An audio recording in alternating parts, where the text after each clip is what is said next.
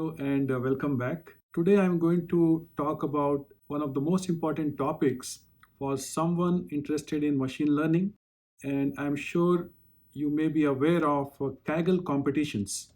And some of you may have experienced that being in top 10 or top 20 of Kaggle competitions is very, very challenging.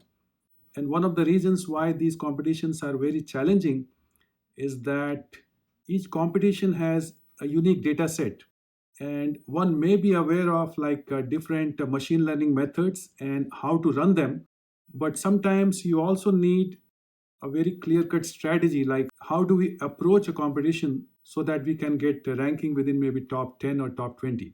I will make use of a data challenge that I created on Kaggle, and I have seen there are more than 160 individuals or teams that have participated. And I also noticed that there are many who were not able to come within top 10 or top 20 in spite of several attempts.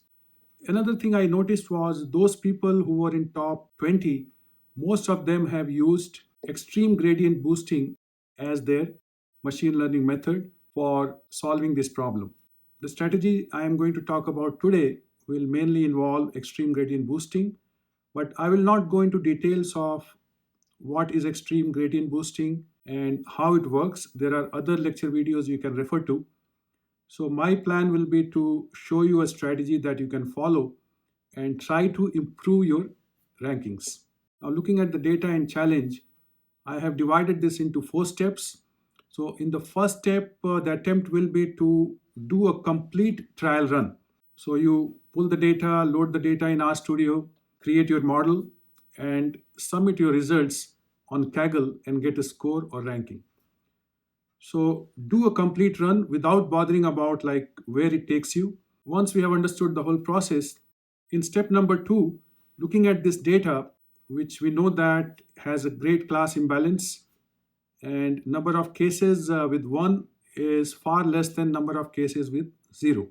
We will address this class imbalance within extreme gradient boosting, and we'll also remove those variables which are not really necessary for the model. And in step number 3, we are going to do adaptive search. So extreme gradient boosting has 7 parameters, and experimenting around those parameters is very tricky. So in step number 3, basically we'll make use of adaptive sampling, and it will search in those regions more where the combination of parameter values have given a better outcome.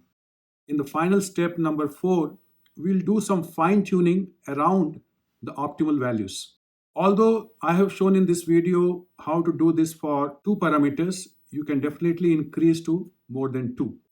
So the idea is, after completing these 4 steps, we should be in the top 10 on the leadership board.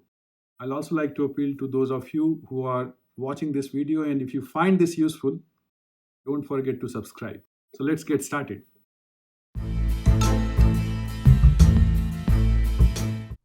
Link to this Kaggle competition is available below this video. The objective here is to develop a classification model. Target variable is whether a customer will click buy on a website. If value of buy is 0, that means no, and if buy equals 1, it means yes. So from data, we can download, train and test data. So you can use GitHub link given below this video to get the code. We can copy paste. We are going to make use of 3 libraries. So let's read train data. So this is under my downloads folder. So this data has 4,107 observations and 87 columns. If you click on this, you can see first column is ID, and then we have variables 2, 3, 4 and so on. And if you go to the last column, you can see that column is buy, which has values of 0 and 1. So 0 and 1 is treated as an integer. We want to convert the buy variable into a factor variable. So if we run next line and check str data, you can see now buy is a factor variable. Since first column is ID, which is just for identification, it doesn't have any predictive power. So I'm going to remove first column. So -1 means first column will be out. So if you check again str data, now you can confirm that ID column is gone. So I'm going to randomly split this data into two. So first part we'll call train, which will have 80% of the values, and second part we'll call test, which will have 20% of the data points. 4107 observations are split into two now, and train has 3268, test has 839. Now we are going to use extreme gradient boosting, and if you want to do model lookup, it will tell you what are the parameters of this extreme gradient boosting tree. So we have parameters like n bounds, max depth, eta, which is learning rate, and so on.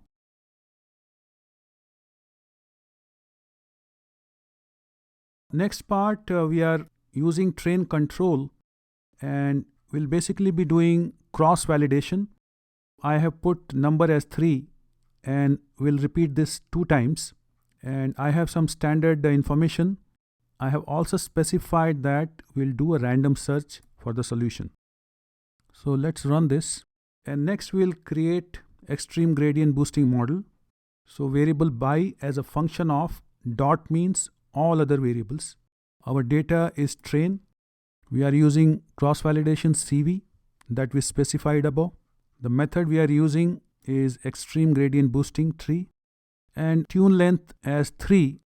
So depending on what value of tune length we use, we'll need either more time or less time. So lower values means less time, and higher values means more time. If you want to see how much time it is going to take, we can make use of TikTok library, and at the beginning we can say tick, and at the end we can say talk. Now we can run this. So since I gave a very small number for tune length, it took only 23.8 seconds to complete these runs. Another thing you can see is if you type BOO, you can see it is stored here, and hit enter. It will give you a summary of what it has done. So since tune length was 3, you can see it has tried 3 different values for each parameter. It has also indicated accuracy values. So for example, accuracy for the first combination is 94%, second combination 93.7%, and so on. There is another metric called kappa. So when we run extreme gradient boosting model, by default it uses metric of accuracy, and you can see highest value is for the first combination. So that's why it returns first combination values as the optimal. So if you run first 2 lines, you get confusion matrix for the train data, and next 2 lines will give you confusion matrix for test data. So one thing you will immediately see is this model has not predicted anything for class 1. It basically labels each case as 0, and that gives a high accuracy simply because you see in training data 3076 observations are correctly classified, which is a very big number out of 3268, 94%. Let's read test data. This test data is from the Kaggle website. This is not the data that we split into train and test. And I'm reading this into new to avoid any confusion. And then using our extreme gradient boosting BOO model, we make a prediction and store that in P2. Now this P2 actually has 2 columns, prediction for 0 and prediction for 1. We'll keep prediction for 1 and remove prediction for 0, because the total probabilities for each case is always 1, so we don't need both. From P2, I'm going to remove first column. In this data set new, I'm going to use IDs because that we need for submission. We convert submission into a data frame and store predictions P2 in predicted column. So if you look at submission, you can see first column is named submission and second column is named predicted. But for submission, we need first column to be named as ID and second column is predicted. So I'm going to have these names. You can see column names are ID and predicted.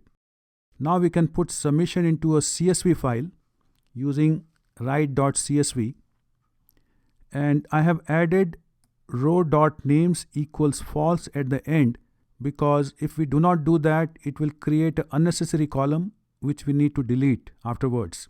So I'm going to run this.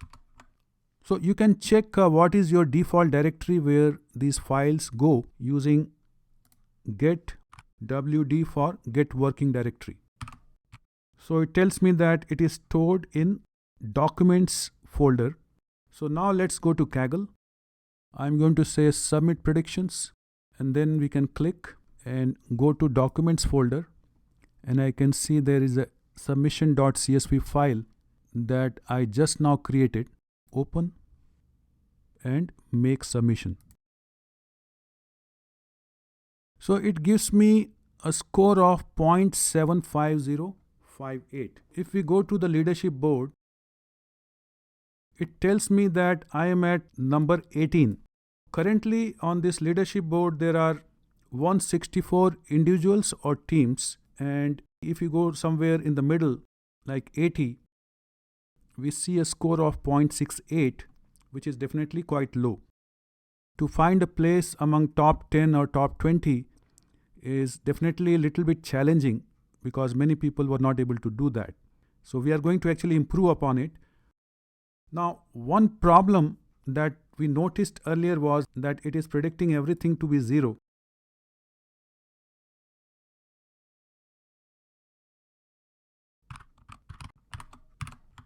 There are 3859 cases with 0 and only 248 where by is equal to 1.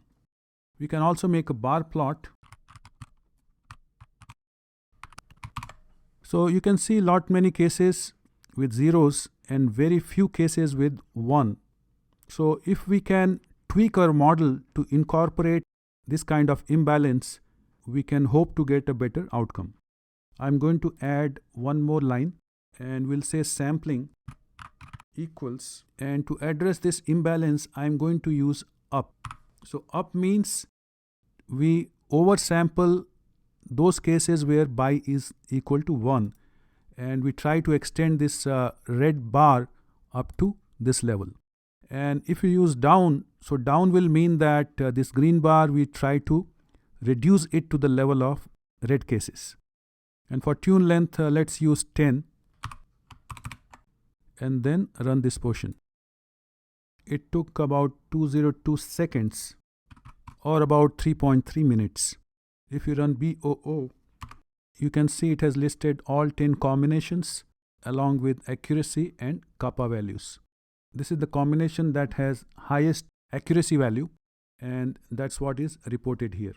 For cases where data has class imbalance, people recommend using kappa instead of accuracy. We can do that very easily by adding one more line. So now if you run this, it will find optimal values based on kappa. So although extreme gradient boosting method runs quite fast, but if you are running it several times to arrive at optimal solutions, it can become very time consuming. So there are some strategies you can adopt to be more efficient. So right now, for example, we are doing random search and we are involving all variables. But if there are variables that are not really important, we can drop them and our search can become more efficient. So one way to do this search efficiently is to drop those variables which are not contributing that much. Other thing is, when we are doing a random search based on all the extreme gradient boosting parameters, so number of possible combinations are very large. So with extreme gradient boosting, you can also do adaptive sampling. So instead of doing a random search, adaptive sampling will search in those areas where there is a high potential of getting a better solution.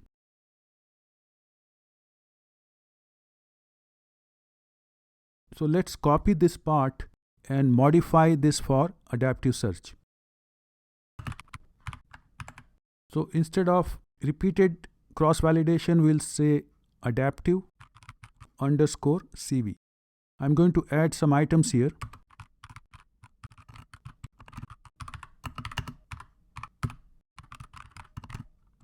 These additions will allow adaptive sampling to take place. And then while training the model, I'm also going to remove several variables that are not contributing to finding a good solution. So I already stored it somewhere and I'm going to paste it here. So for example, this variable V73 I have removed. Similarly, V79, which is the second last, so that is being removed, and so on. Now, depending on the power of your computer, you can increase this tune length. So obviously 10 is very, very low. I had a faster computer, so I ran this with the 500. I'm not going to run this again because it is going to take a lot of time. So I ran this with the 500 and it took about 3685 seconds, which is about 61 minutes. So slightly over 1 hour to run 500 combinations. And after that, it reports the optimal combination for the parameters based on a combination that gives high kappa value.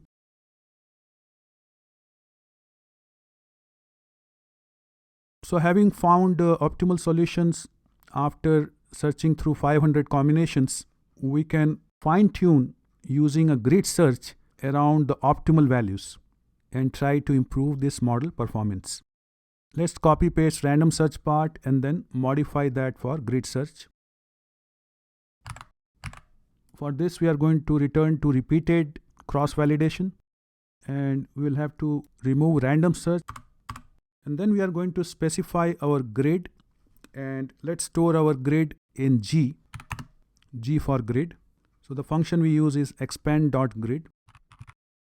So this was the optimal result that I got.